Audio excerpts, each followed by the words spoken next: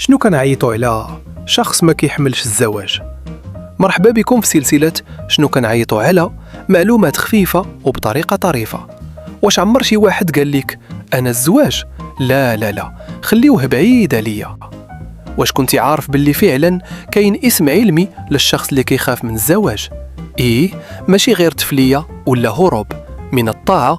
الشخص اللي كيخاف من الزواج كنعيطوا ليه غاموفوبيا، أي رهاب الزواج. يعني فوبيا حقيقية كتخلي الشخص يحس بالقلق غير من اللي كيسمع كلمة الزواج.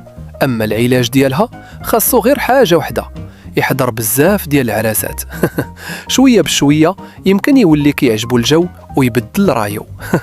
بالمناسبة، كتعرف شي واحد عنده هاد الحالة؟